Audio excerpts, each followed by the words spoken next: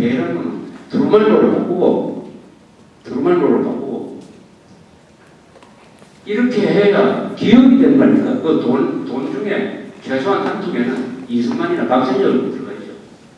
그러고 신사임당을 5만 원권에 넣었는데 아니 신사임당 이후는 모자 아닙니까? 모자. 아니 세상에 모자가 같이 들어가는 데가 어디 있습니까? 아니 이승만 박정희가 이후 신사임당보다 못한 사람입니까? 우리 민족사 10대 인물 안에 이승만 박정희 다 들어갈 사람입니다.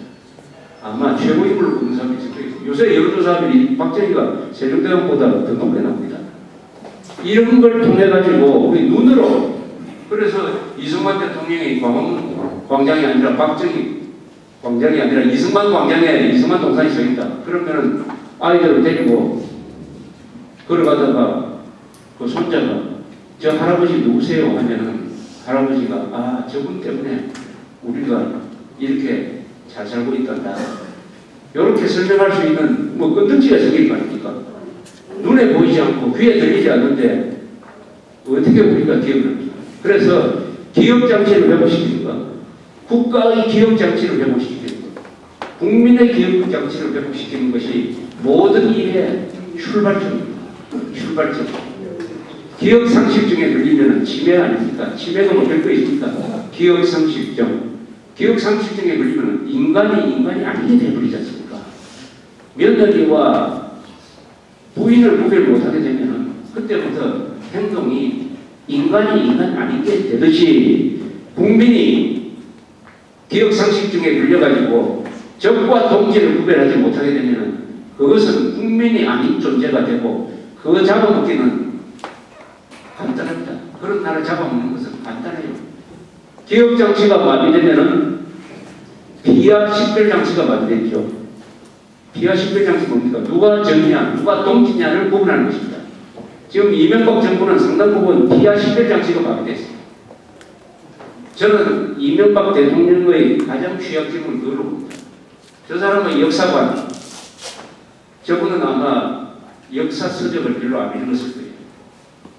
6.25에 대해서도 자기 체험 이외에 전체적인 이 6.25에 대해서 저는 잘 모른다고 생각합니다. 이승만 박정희에 대해서도 제대로 알고 있지 않다고 생각해요. 그래 되면 어떻게 되는지 아십니까? 김정일, 이 저주기론 이런 말이 안 나옵니다. 트루먼 대통령, 아니 트루먼 대통령 한 사람 때문에 5천만 명이 산 거 아닙니까? 그러면은 트루먼 동상을 몇십 개를 만들어야 되는 말입니까? 아니 한국의 대통령이 트루먼 대통령이 뭘 했는지 모른다. 이게 기억상실증입니다. 이승만 대통령에 대해서는 연설할 때마다 이승만 대통령 때문에 내가 이 자리에 있다 하지.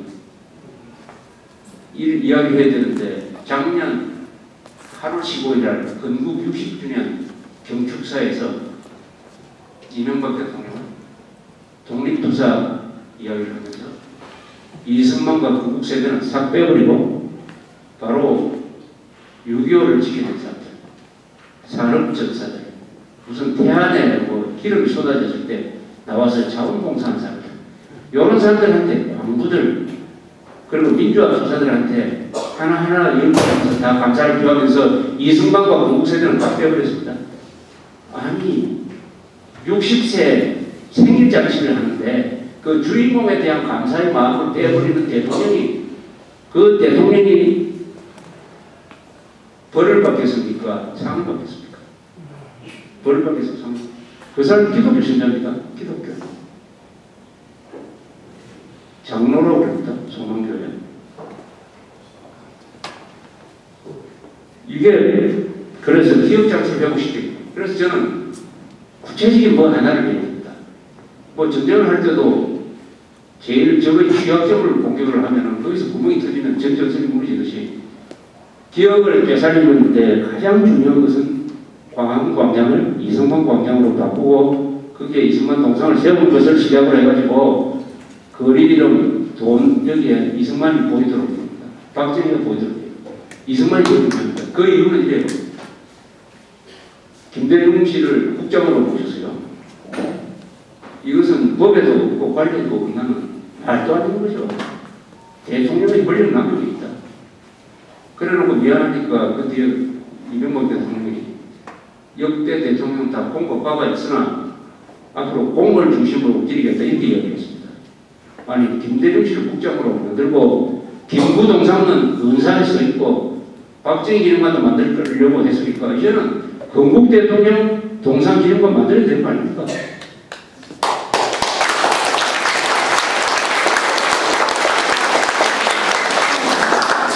그리고 우리가 식성 가능한 액션 플랜이 있어요.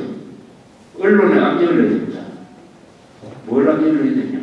김정일 위원장이라고 호칭하는 신문은 구독을 하지 않아야 됩니다. 한중년 민노총을 진보 세력이라고 표기하는 신문은 사지 않아야 됩니다. 방송을 보지 않아야 됩니다. 이런 이야기를 사장한테, 편집국장, 보도국장, 기자들한테 전해줘야 돼요. 여러분들 그게 조선중앙동아일보라도 위원장이라고 호칭하는 어떻게 700만 학살의 책임이 있는 김정일을 맨정신으로 위원장이라고 쓸 수가 있습니까? 그것도 한두 번도 아니고 위원장 계속 붙입니다. 김정일 뒤에 위원장이라는 말을 빼면은 누가 와서 잡아간다고 생각하는 사람들이 지금 신문 만들고 있어요. 이래놓고 김정일을 비판할 수가 있습니까? 이러면 자유통일 안 됩니다.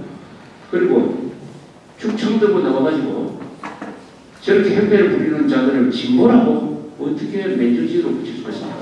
그런 말을 쓰는 언론은 언론이 아니에요. 언론이 아닙니다. 그러면은 반드시 응징을 해야 돼요. 행동을 해야 됩니다. 신문 안 보겠다 하면 한 사람부터 시작을 해도 그 힘이 있어요.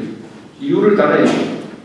보호소에 전화를 해가지고 내일은 좀 촉박하니까 한 10마일을 줄 테니까 이야기를 하라고.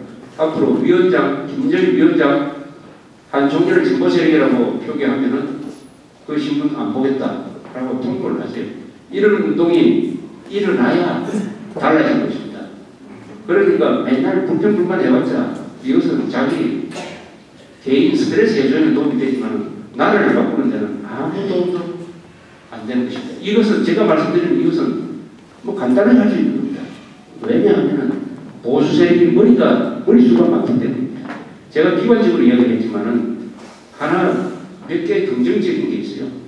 인구의 고령화에 의해서 50세 이상 인구가 많아지고 있습니다. 그래서 2012년 선거에서는 전체 유권자 중에서 한 40%가 50세 이상입니다. 그리고 투표율을 보니까 투표자 중에서는 50%가 50세 이상 유권자니까 이 사람들이 또 보수 지형이니까 좌익들이 대통령 될 가능성은 점점 낮아지고 있어요. 낮아지고 있는데 문제는 그 좌익을 대체할 애국적 국회의원, 애국적 대통령은 만들어내야 됩니다. 만들어내야 돼요. 만들어내려면 국민들이 깨어 있어야 됩니다. 민주주의 국가에서는 대통령의 수준은 국민 평균 수준하고 똑같습니다. 아니 산술적으로 그렇지 않아요? 이건희 씨도 한 표입니다. 노숙자도 한 표예요. 천재도 한 표고 바보도 한 표입니다.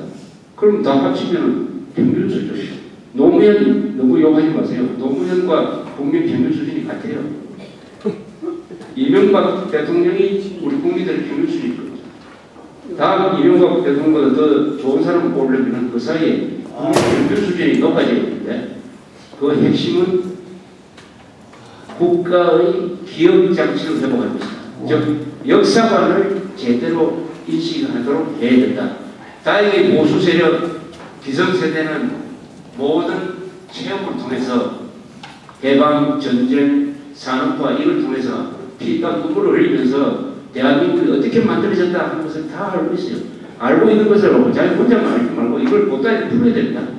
가정에서도 풀고 직장에서도 풀고 해가지고 이 젊은 사람들한테 이것을 쏟아내놓고 저 세상으로 가셔야 돼요. 그럴 시간이 사실 촉박을 하죠. 그러나 그럴 만한 수단이 있습니다. 50세 이상이 다 건강하지 않습니까? 돈도 있지 않습니까? 시간도 있지 않습니까? 권리가 있지 않습니까? 노력하면 됩니다. 노력하면 된다. 그래서 뭐 오늘 말씀드린 걸 복잡하지만은 기업 장치를 회복해야 식별 장치를 마비된 식별 장치를 회복할 수 있고 그렇게 해야 대한민국의 적과 통치가 누군지를 알 수 있게 되고 그렇게 해야 대한민국에 대해서 감사하게 되고 김정일을 미워하게 되고 북한 동포를 인정하게 되고 미국에 대해서 감사하게 된다. 이런 마음을 갖도록 하는 것이 애국 운동의 최종적인 지향점이 되어야 된다. 이렇게 말씀드리면서 저 이야기를 끝내겠습니다. 감사합니다.